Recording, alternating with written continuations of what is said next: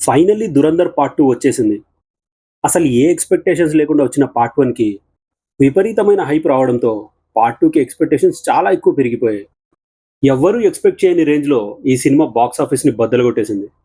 'Dhurandhar part 1' చేసిన sound ఇప్పటికీ జనాల్లో రీసౌండ్‌లా వినిపిస్తుంది. జస్ట్ 3 మంత్స్ రేంజ్‌లో పార్ట్ 2ని రిలీజ్ చేసి డైరెక్టర్ అయిన ఆదిత్య ధర్ తన కెపాసిటీని చూపించుకున్నాడు. పార్ట్ 1లో వదిలేసిన ఎన్నో క్వెషన్స్‌కి మనకు పార్ట్ 2లో సమాధానం దొరుకుతుంది. మరి లేట్ చేయకుండా స్టోరీలోకి వెళ్ళిపోదాం. షార్ట్‌లో ఎక్స్‌ప్లెయిన్ చేస్తాను. లాస్ట్ వరకు వేచి ఉండండి. మనకు సినిమా స్టార్టింగ్‌లో హంజా అలీ మజారీని చూపిస్తారు. అంటే జస్గిరత్ పాస్ట్‌ని చూపిస్తారు. పఠాన్‌కోట్ అనే ఊరు నుంచి వచ్చిన ఒక సాధారణమైన వ్యక్తి. వీళ్ళ ఫ్యామిలీలో వీళ్ళ నాన్నగారు ఇంకా తాతగారు మిలిటరీలో ఉండేవాళ్ళు. సో ఇతనికి కూడా మిలిటరీకి వెళ్ళాలనే డ్రీమ్ ఉంటుంది. అంతా బాగా జరుగుతుంది అనుకున్న టైంలో జస్గిరత్ లైఫ్‌లో ఒక పెద్ద టర్నింగ్ పాయింట్ వస్తుంది. ఆ టర్నింగ్ పాయింట్ పేరే సుఖ్విందర్. సుఖ్విందర్ ఒక టైంలో గూండా. ఇప్పుడు అతని రేంజ్ పెరిగి పొలిటీషియన్‌గా మారిపోయాడు. జస్గిరత్ వాళ్ళ నాన్నగారికి ఇంకా పొలిటీషియన్ అయిన సుఖ్విందర్‌కి ప్రాపర్టీ మీద ఒక చిన్న గొడవ స్టార్ట్ అవుతుంది. సుఖ్విందర్ తన పవర్‌ని యూజ్ చేసి వీళ్ళ ఫ్యామిలీని చాలా టార్చర్ చేస్తాడు. ఒకరోజు సుఖ్విందర్ ఇంకా వాళ్ళ మనుషులు కలిసి జస్గిరత్ వాళ్ళ నాన్నని వాళ్ళ పొలంలోనే ఉరివేసి చంపేస్తారు. ఇంకా ఒక చెల్లెల్ని అక్కడే చంపేసి ఇంకొక చెల్లెల్ని కిడ్నాప్ చేసి ఉంటారు. ఇది తెలిసిన జస్గిరత్ తన మిలిటరీ ట్రైనింగ్‌ని వదిలేసి ఇంటికి వచ్చేస్తాడు. తన అమ్మతో కలిసి పోలీస్ స్టేషన్‌లో కేస్ ఫైల్ చేయడానికి ట్రై చేస్తాడు. సుఖ్విందర్ పొలిటికల్‌గా బాగా ఎదిగి ఉండడం వల్ల అతని మీద యాక్షన్ తీసుకోవడానికి పోలీసులు ముందుకి రారు. తన దౌర్జన్యాలతో విసిగిపోయిన జస్గిరత్ అతని ఫ్యామిలీ కోసం ఇంకా కిడ్నాప్ అయిన తన చెల్లిని విడిపించుకోవడం కోసం చట్టాన్ని తన చేతిలోకి తీసుకుంటాడు. గుర్బాజ్ అనే ఒక ఫ్రెండ్ సహాయంతో అతను కొన్ని గన్స్‌ని కలెక్ట్ చేసుకుంటాడు. అదే రోజు రాత్రి ఆ గన్స్ తీసుకొని సుఖ్విందర్ ఇంటికి బయలుదేరతాడు. డైరెక్ట్‌గా ఫస్ట్ సుఖ్విందర్ రూమ్‌కి వెళ్ళిన జస్గిరత్ అతనికి గన్ చూపిస్తూ తన చెల్లి గురించి అడుగుతాడు. సుఖ్విందర్ అతని చెల్లి గురించి చెప్పకపోగా జస్గిరత్ మీద దాడి చేయడానికి ప్రయత్నిస్తాడు. దీంతో జస్గిరత్ ఆ పొలిటీషియన్‌ని అక్కడే కాల్చి చంపేస్తాడు. ఆ తర్వాత ఒక్కొక్కరిగా వాళ్ళ ఫ్యామిలీ మెంబర్స్‌ని జస్గిరత్ తన చెల్లి గురించి అడుగుతాడు. వాళ్ళందరూ జస్గిరత్ మీద దాడి చేయడంతో ఇతను అందరినీ అక్కడే చంపేస్తాడు. కానీ ఆ ఫ్యామిలీలో ఉన్న ఒక అతను తన చెల్లి ఇంటి ముందరున్న ఒక చిన్న రూమ్‌లో బంధించబడింది అని చెప్తాడు. ఆ తర్వాత జస్గిరత్ అతన్ని కూడా చంపేస్తాడు. ఎందుకంటే వీళ్ళందరూ కలిసి వీళ్ళ ఫ్యామిలీని చాలా టార్చర్ పెట్టి ఉంటారు. అలాంటి పరిస్థితుల్లో తన చెల్లిని చూసిన జస్గిరత్‌కి చాలా ఏడుపొస్తుంది. న్యాయాన్ని నమ్ముకున్న వీళ్ళ ఫ్యామిలీకి అసలు ఏమీ దక్కలేదు. అయినా కూడా హత్యలు చేసిన జస్గిరత్‌కి కోర్టు ఉరిశిక్ష వేస్తుంది. కోర్టు బయట తన ఫ్యామిలీని కలిసిన జస్గిరత్ తన ఫ్రెండ్ అయిన గుర్బాజ్‌ని తన చెల్లిని పెళ్లి చేసుకోమని చెప్తాడు. ఎందుకంటే వాళ్ళిద్దరూ ప్రేమించుకుంటూ ఉంటారు. పోలీస్ కస్టడీలో ఉన్న జస్గిరత్‌ని ఒక జైలు నుంచి ఇంకొక జైలుకి తరలిస్తూ ఉంటారు. అతన్ని వాళ్ళ వ్యాన్‌లో కూర్చోబెట్టి తీసుకెళ్తూ ఉండగా దారిలో కొంతమంది గూండాలు వ్యాన్ మీద అటాక్ చేస్తారు. అలాగే జస్గిరత్ ఫేస్ మీద ముసుగేసి అతన్ని అక్కడి నుంచి తీసుకెళ్లిపోతారు. నిజానికి వాళ్ళు గూండాలు కాదు. ఇంటెలిజెంట్ బ్యూరో డైరెక్టర్ అయిన అజయ్ సాన్యాల్ మనుషులు. వాళ్ళు జస్గిరత్‌ని ఒక అన్నోన్ ప్లేస్‌కి తీసుకెళ్తారు. అజయ్ సాన్యాల్‌తో పాటు అతని అసిస్టెంట్ అయిన సుశాంత్ బన్సాల్ కూడా అక్కడికి వస్తాడు. ఆల్రెడీ జస్గిరత్ ధైర్యాన్ని తెలిసిన వీళ్ళు జస్గిరత్‌కి ఒక ఆఫర్ ఇస్తారు. అతను ఎలాగో మిలిటరీ ట్రైనింగ్ తీసుకొని ఉన్నాడు. అతనొక్కడే 12 మందిని వాళ్ళ ఇంటికి వెళ్లి మరీ చంపాడు. ఈ ధైర్యాన్ని మెచ్చిన అజయ్ సాన్యాల్ జస్గిరత్‌కి తన మిషన్ అయిన దురంధర్‌లోకి పిలుస్తాడు. కానీ జస్గిరత్ తన కష్ట సమయంలో తనకి చట్టం హెల్ప్ చేయలేదని చట్టం మీద నమ్మకం కోల్పోయి ఉంటాడు. కానీ అజయ్ సాన్యాల్ మాట్లాడుతూ జస్గిరత్ వాళ్ళ ఫ్యామిలీ పూర్తి రెస్పాన్సిబిలిటీ తీసుకుంటాడు. ఉరిశిక్ష పడిన జస్గిరత్‌కి మళ్ళీ దేశం కోసం పనిచేసే ఛాన్స్ రావడంతో ఈ మిషన్‌కి ఒప్పుకుంటాడు. అప్పట్నుంచి 2 సంవత్సరాల వరకు అతనికి కఠినమైన ట్రైనింగ్‌ని ఇస్తారు. ఆ తర్వాత హంజా అలీ మదారిలా పేరు మార్చుకుని అతను పాకిస్తాన్‌లోకి ఎంటర్ అవుతాడు. ఆ తర్వాత అతని బుద్ధి ఇంకా బలాన్ని ఉపయోగించి పాకిస్తాన్‌లో ఉన్న అండర్ వరల్డ్ ఇంకా పొలిటిక్స్‌లోకి ఎంటర్ అవుతాడు. ఆ తర్వాత కొన్ని సంవత్సరాలకు హంజా తన గ్యాంగ్ లీడర్ అయిన రెహమాన్ దకేత్‌ని చంపేస్తాడు. ఈ హత్యలో హంజాకి హెల్ప్ చేసింది ఎస్పీ చౌదరి ఇంకా తనకు పిల్లనిచ్చిన మామ జమీల్ జమాలి. ఇక్కడ హంజా తన తెలివితేటల్ని యూజ్ చేసి తన మీద అనుమానం రాకుండా చూసుకుంటాడు. రెహమాన్ దకేట్ చనిపోయింది ఒక పోలీస్ ఎన్కౌంటర్‌లో అని అందరినీ నమ్మిస్తాడు. నెక్స్ట్ సీన్‌లో మనకు ఐఎస్ఐ లీడర్ అయిన మేజర్ ఇక్బాల్‌ని చూపిస్తారు. అతను ఎస్పీ అస్లంతో మాట్లాడుతూ ఉంటాడు. రెహమాన్ దకేత్‌ని ఎందుకు చంపావని మేజర్ ఇక్బాల్ ఎస్పీ అస్లంని అడుగుతాడు. అప్పుడు ఆ ఎస్పీ సమాధానంగా ఇదంతా బడే సాబ్ ఆజ్ఞ అని చెప్తాడు. బడే సాబ్ పాకిస్తాన్‌లో ఉన్న ప్రతి ఒక్క గ్యాంగ్‌కి, ప్రతి ఒక్క పొలిటీషియన్‌కి బాస్. అతని గురించి తెలుసుకోవాలంటే మనం కథలో ఇంకొంచెం ముందుకు వెళ్ళాలి. రెహమాన్ దకేత్ చనిపోయిన తర్వాత లిహారీలో కొంచెం వేడి పుట్టింది. అర్షద్ పప్పు అనే గ్యాంగ్ తన బలాన్ని పెంచుకొని రెహమాన్ దకేత్ ప్లేస్ని దక్కించుకోవాలని చూస్తారు. ఇంకోవైపు రెహమాన్ దకేత్ తమ్ముడైన ఉజైర్ని చూపిస్తారు. ఉజైర్ చాలా కోపంగా తన అన్నను చంపిన ఎస్పీ అస్లంని చంపాలనుకుంటుంటాడు. అప్పుడు హంజా మాట్లాడుతూ, ఎస్పీ అస్లం చంపింది నిజమే, కానీ చంపించింది వేరొకరున్నారని చెప్తాడు. ఇక్కడ హంజా తన తెలివిని ఉపయోగిస్తూ అర్షద్ పప్పు గ్యాంగ్లో ఉన్న ఒక ఇండియన్ ఏజెంట్ని పిలుస్తాడు. చంపింది ఎస్పీ అస్లమే, కానీ చంపించింది మాత్రం అర్షద్ పప్పు అని చెప్తాడు. రెహమాన్ దకేత్ చనిపోయిన తర్వాత ఆ నెక్స్ట్ ప్లేస్లో ఉజైర్ ఉంటాడు. ఉజైర్ని మర్డర్ కేసులో ఇరికించేస్తే పోలీసులు ఉజైర్ని పట్టుకుంటారు. దీంతో ఇతనికి లైన్ క్లియర్ అయిపోయి గ్యాంగ్ లీడర్ అవ్వచ్చని హంజా ప్లాన్ వేస్తాడు. ప్లాన్ చేసిన ప్రకారంగానే అర్షద్ పప్పుని వాళ్ళ ఏరియాలోనే చంపేస్తారు. అక్కడ వాళ్ళు చేసిన రచ్చకి లియారీ మొత్తం వణికిపోతుంది. ఉజైర్ అర్షద్ పప్పుని ఒక జీప్కి కట్టి తీసుకొస్తాడు. పబ్లిక్లో అర్షద్ పప్పు తలని నరికేసి అతని తలతో ఫుట్బాల్ ఆడతాడు. ఇదంతా జరుగుతూ ఉండగా హంజా తన ఫోన్లో ఇదంతా రికార్డ్ చేసి ఈ వీడియోని వైరల్ చేసేస్తాడు. ఇదంతా తెలిసిన పాకిస్తాన్ ప్రెసిడెంట్కి ఇది ఒక పెద్ద తలపోటు అయిపోతుంది. అతను ఒక మీటింగ్ ఏర్పాటు చేసి అందులో మేజర్ ఇక్బాల్, ఎస్పీ చౌదరితో పాటు జమీల్ జమాలీని కూడా పిలుస్తాడు. దీనికి ఒక ఫుల్ స్టాప్ పెట్టాలని వాళ్ళందరూ మాట్లాడుకుంటారు. దీంతో ఎస్పీ అస్లం డెకైత్ బ్యాచ్లో నుంచి కొంతమందిని ఎన్కౌంటర్ చేసి వాళ్ళందరికీ టెర్రరిస్ట్ అనే పేరిస్తాడు. ఇంకా ఉజైర్ మీద ఒక అరెస్ట్ వారెంట్ తీసుకుంటాడు. ఇదంతా ప్లాన్ చేసింది హంజా, కానీ దీని గురించి ఎవరికీ తెలియదు. ఉజైర్ని దుబాయ్ వెళ్ళమని చెప్పిన హంజా ఆ ఇన్ఫర్మేషన్ని పోలీసులకు ఇస్తాడు. ఉజైర్ దుబాయ్ చేరుకోగానే అక్కడి పోలీసులు ఉజైర్ని అరెస్ట్ చేస్తారు. ఇప్పుడు ఏ అడ్డు లేకపోవడంతో లియారీకి కొత్త డాన్ హంజా అయిపోతాడు.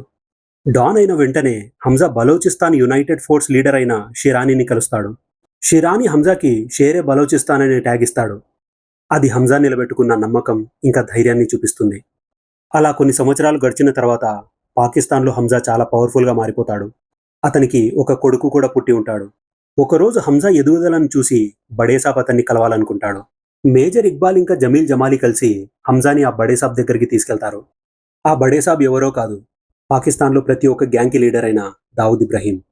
దావుద్ మాట్లాడుతూ ఇండియాలో గొడవలు జరుగుతున్నంత వరకు వాళ్ళ బిజినెస్కి ధోకా లేదని చెప్తాడు.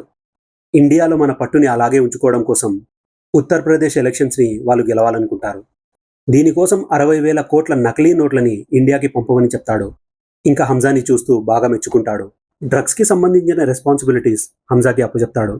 పాకిస్తాన్లో దొరికే చీప్ డ్రగ్ని ఇండియాలో కాస్ట్లీ ప్రైస్కి అమ్మేస్తూ డబ్బులు సంపాదించడమే వీళ్ళ టార్గెట్. ఆ డబ్బుతో గన్స్ కొని మళ్ళీ ఇండియా మీద టార్గెట్ చేయొచ్చు అనేది వీళ్ళ ప్లాన్. పంజాబ్ నుంచి కొంతమంది డ్రగ్స్ కొనడానికి పాకిస్తాన్ వస్తారు. ఇక్కడ హంజాకి ఎక్స్పెక్ట్ చేయని ఒక పెద్ద షాక్ తగులుతుంది. అక్కడికి వచ్చిన మనుషుల్లో హంజా చైల్డ్హుడ్ ఫ్రెండ్ గుర్బాజ్ ఉంటాడు. హంజా అతన్ని చూసి చాలా భయపడిపోతాడు. ఒకవేళ గుర్బాజ్ అతన్ని కనిపెడితే ఇంతవరకు హంజా చేసింది మొత్తం వేస్ట్ అయిపోతుంది. కానీ గుర్బాజ్ అతన్ని గుర్తుపట్టాడు. హంజా గుర్బాజ్ ఇంకా అతని ఫ్రెండ్స్ని తీసుకుని ఒక ప్లేస్కి వెళ్తాడు. అక్కడ మనకు మేజర్ ఇక్బాల్ని కూడా చూపిస్తారు. గుర్బాజ్ అక్కడికి 10 కోట్ల రూపాయల డ్రగ్స్ని కొనడానికి వచ్చి ఉంటాడు. దీన్ని వీళ్ళు ఇండియాలో 150 కోట్ల దాకా అమ్ముకోవచ్చు. అదే రోజు రాత్రి హంజా వాళ్ళ ఇంట్లో ఒక పెద్ద పార్టీని అరేంజ్ చేస్తాడు. ఆ పార్టీలో జమీల్ జమాలీ ఇంకా ఎస్పీ అస్లంతో పాటు చాలా మంది ప్రముఖులు వచ్చి ఉంటారు. పార్టీ మధ్యలో గుర్బాజ్కి వాష్రూమ్ వెళ్లాల్సి వస్తుంది. గుర్బాజ్ హంజాని తోడుగా రమ్మని పిలుస్తాడు. అక్కడికి వెళ్ళిన తర్వాత గుర్బాజ్ హంజాని జస్గిరత్ అనే పేరుతో పిలుస్తాడు. గుర్బాజ్ అతన్ని ముందే కనిపెట్టేశాడు. కానీ సరైన సమయం చూసి జస్గిరత్తో మాట్లాడాలనుకున్నాడు. వాళ్ళిద్దరు మాట్లాడుకుంటూ ఉండగా గుర్బాజ్ డ్రగ్స్ తీసుకుంటాడు. ఆ డ్రగ్స్లో ఉన్న హెవీ పవర్ వల్ల గుర్బాజ్ తన కంట్రోల్ని కోల్పోతాడు. గుర్బాజ్ హంజాని చూస్తున్న ప్రతిసారి హంజా ఒక దయ్యంలా అతనికి కనిపిస్తున్నాడు. దీంతో భయపడిపోయిన గుర్బాజ్ అతని మీద దాడికి వస్తాడు. హంజా అతనికి కంట్రోల్ చేయడానికి చాలా ప్రయత్నిస్తాడు. కానీ ఒక సమయంలో గుర్బాజ్ కింద పడి అతను అక్కడే చనిపోతాడు. హంజా అతని స్నేహితుడి చావుని చూసి చాలా బెదిరిపోతాడు. అప్పుడు ఆ వాష్రూమ్లోకి ఆలం జ్యూస్ అతను వస్తాడు. అతను ఆ నింద తన మీద వేసుకుంటూ హంజాని బయటకు వెళ్ళమని చెప్తాడు. ఎందుకంటే ఇండియన్ స్పై అయిన హంజా బ్రతికి ఉండడం చాలా ఇంపార్టెంట్ కాబట్టి. హంజా అక్కడి నుంచి వచ్చేసిన తర్వాత ఆ వాష్రూమ్లో ఒక గన్ ఫైర్ వినిపిస్తుంది. దీంతో పార్టీలో ఉన్న అందరూ ఏం జరిగిందో చూడ్డానికి వెళ్తారు. అక్కడ చూసిన దృశ్యం తర్వాత అందరూ ఆలం జ్యూస్ సెంటర్ అతనే ఇండియన్ స్పైగా అనుకుంటారు. దీంతో అక్కడికి కోపంగా వచ్చిన హంజా ఆ ఆలం జ్యూస్ సెంటర్ అతన్ని కాల్చి చంపేస్తాడు. నెక్స్ట్ సీన్లో మనకు ఇంటెలిజెన్స్ బ్యూరో చీఫ్ అయిన ఓమర్ ఇంకా ఎస్పీ అస్లం మాట్లాడుకుంటూ కనిపిస్తారు. వాళ్ళిద్దరికి హంజా మీద డౌట్ వచ్చి ఉంటుంది. ఎస్పీ అస్లం హంజా మీద ఒక కన్నేసి ఉంచమని చెప్తాడు. కానీ ఈ విషయం హంజా వైఫ్ అయిన ఎలీనా వినేస్తుంది. వీళ్ళ మాటలతో ఎలీనాకి కూడా డౌట్ వచ్చి ఉంటుంది. దీంతో హంజా వస్తువుల్ని ఎలీనా చెక్ చేయడం స్టార్ట్ చేస్తుంది. ఈ క్రమంలో తనకు ఒక డైరీ దొరుకుతుంది. ఆ డైరీని చూసిన తర్వాత ఎలీనాకి కూడా తెలుస్తుంది తన భర్త ఒక ఇండియన్ ఏజెంట్ అని. ఎలీనా తన భర్త మీద గన్ పెట్టి నువ్వు ఇండియన్ ఏజెంట్వా అని అడుగుతుంది. కానీ హంజా ఇక్కడ ఇండియన్ ఏజెంట్గా కాకుండా ఒక భర్తలాగా ప్రవర్తిస్తాడు. తన భార్యకి నిజం మొత్తం చెప్పేస్తాడు. అలాగే తను చంపుతున్న వాళ్ళందరూ ఉగ్రవాదులని చెప్తూ ఎలీనాని నచ్చజెప్తాడు. అడగగానే నిజం చెప్పిన హంజాని చూసి భార్య నమ్మేస్తుంది. ఎస్పీ అస్లంకి నీ మీద డౌట్ వచ్చిందని ఎలీనా చెప్తుంది. దీంతో హంజా నెక్స్ట్ టార్గెట్గా ఎస్పీ అస్లంని ఎంచుకుంటాడు. వెంటనే హంజా షిరానీని కలిసి తన కొడుకుకి టెర్రరిస్ట్ పేరు తగిలించి చంపింది ఎస్పీ అస్లమే అని చెప్తాడు. దీంతో షిరానీ సరైన సమయం చూసి తన మనిషితో ఎస్పీ అస్లం కారుని ఢీకొట్టి ఎస్పీ అస్లంని చంపేస్తాడు. ఉజైర్ని దుబాయ్ జైలు నుంచి కరాచీ జైలుకి షిఫ్ట్ చేసి ఉంటారు. ఇది తెలిసిన తర్వాత హంజా ఉజైర్ని కలవడానికి వెళ్తాడు. అతన్ని బయటికి తీసుకొచ్చే పూచి అతందే అని ఉజైర్కి చెప్తాడు. కానీ హంజా అది ఎప్పటికీ చేయడు. ఒకరోజు హంజా దుబాయ్లో ఉన్న ఒక లాడ్జ్లో దిగుతాడు. కానీ అతని కంటే ముందే అక్కడ అజయ్ సాన్యాల్ ఇంకా సుశాంత్ బన్సాల్ ఉంటారు. హంజా వాళ్ళతో మాట్లాడుతూ ఇండియాకి ఫేక్ కరెన్సీ 60,000 కోట్లు గుజరాత్కి రాబోతుందని చెప్తాడు. దీంతో అజయ్ సాన్యాల్ ఇండియన్ గవర్నమెంట్కి ఇన్ఫర్మేషన్ ఇచ్చి డిమానిటైజేషన్ చేపిస్తారు. దీంతో ఇండియాలో 500 ఇంకా 1000 రూపీస్ నోట్స్ బ్యాన్ అయిపోతాయి. దీంతో ఫేక్ కరెన్సీ ఇండియాకి రాకుండా అక్కడే ఆగిపోతుంది. హంజా పాకిస్తాన్లో ఉన్న టెర్రరిజంని అంతం చేయడానికి ప్రతి ఒక్క గ్యాంగ్ని టార్గెట్ చేసి వాళ్ళని చంపుతూ ఉంటాడు. హంజా కూడా డైరెక్ట్గా కొంతమందిని చంపుతూ ఉంటాడు. ఇందులో క్రమంగా హంజా టార్గెట్ జహూర్ మిస్త్రీ. జహూర్ మిస్త్రీ ఇండియాలో ఒక ఫ్లైట్ని హైజాక్ చేసి అజయ్ సాన్యాల్ని సవాల్ చేసి ఉంటాడు. అప్పుడు హంజా జహూర్ మిస్త్రీని చంపేటప్పుడు అజయ్ సాన్యాల్ని వీడియో కాల్ చేసి చివరగా అతన్ని అజయ్ సాన్యాల్తో మాట్లాడిస్తాడు. ఆ తర్వాత అతన్ని గన్తో కాల్చి చంపేస్తాడు. కానీ ఇంతమంది చనిపోతున్నా ఇదంతా ఎలా జరుగుతుందో అక్కడి వాళ్ళకి తెలియదు. దీంతో దావుద్ ఇబ్రాహింకి కూడా ఏం జరుగుతుందో అర్థం కాక మేజర్ ఇక్బాల్ ఇంకా హంజాని తన దగ్గరికి పిలుస్తాడు. డిమానిటైజేషన్తో వాళ్ళకు జరిగిన నష్టం గురించి దావుద్ చెప్తాడు. ఒక 40 మంది గ్యాంగ్ని తయారు చేసి ఇండియాలో దాడులు చేయమని దావుద్ మేజర్ ఇక్బాల్కి ఆర్డర్ ఇస్తాడు. దావుద్ హంజాతో మాట్లాడుతూ ఈ గన్స్ కాంట్రాక్ట్ని హంజాకి అప్పచెప్తాడు. కానీ దావుద్కి హంజా ఒక స్లో పాయిజన్ ఇద్దామని రెడీగా ఉంటాడు. కానీ హంజాకి ఆ ఛాన్స్ రాదు. నెక్స్ట్ సీన్లో మనం ఇంటెలిజెన్స్ ఆఫీసర్ అయిన ఓమర్ని చూస్తాము. ఈ మధ్య పాకిస్తాన్లో జరిగిన హత్యల వెనుక హంజా ఉన్నాడని అతనికి డౌట్ వస్తుంది. ఆ రోజు ఓమర్ ఎలీనా ఇంటికి వెళ్ళి అతని కొడుకు మీద గన్ను పెట్టి అడుగుతాడు. నిజంగా హంజా ఒక ఇండియన్ ఏజెంట్ అని నీకు తెలుసా అని అడుగుతాడు. తన కొడుకు మీద గన్ను పెట్టడంతో ఎలీనా తెలుసని ఒప్పుకుంటుంది. ఇది విన్న వెంటనే ఓమర్ ఈ విషయం మేజర్ ఇక్బాల్కి చెప్తాడు. ఈ విషయం విన్న తర్వాత మేజర్ ఇక్బాల్ ఫ్యూజులు ఎగిరిపోతాయి.